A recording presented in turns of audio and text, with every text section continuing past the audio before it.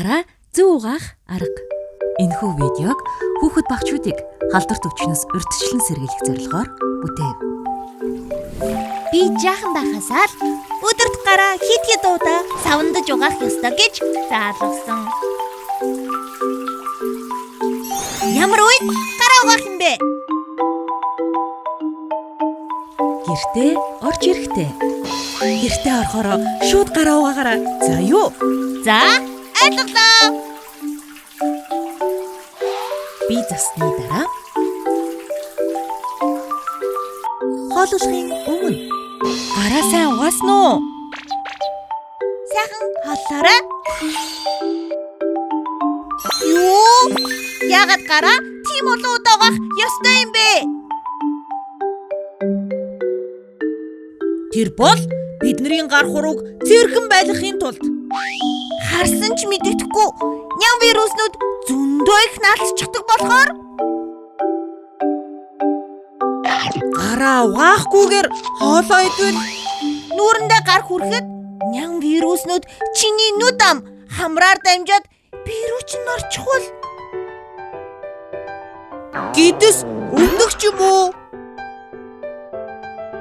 өвчин туслагдаг байхгүй юу? Намайг ч гэсэн малд явж ирээд гараа савандаж угаагаараа гэсэн. Хага хайсныхаа дараа ч гэсэн. Хардаа яг ингэж. Хардаа яг ингэж.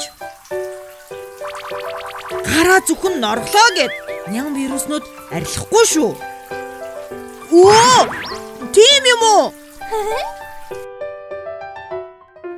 Ням вируснууд савангийн хөөсөнд дургүй байдаг юм.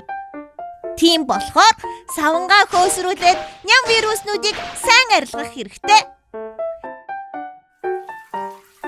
1, 2, 3, 4 гэд 30 хүртэл тоолонгоо гараа угаагаараа за. Гараа усаар угаах гэж юу вэ? Савандаж хөөсрүүлэх. Гарын алга. Гарын ар тал. 2 гарын эрхий хуруу. Хуруунуудын хооронд. Хумсны завсар. 2 гарын бугуй. Сүүлд нь савангаа усаар сайн угааж арилгаарай.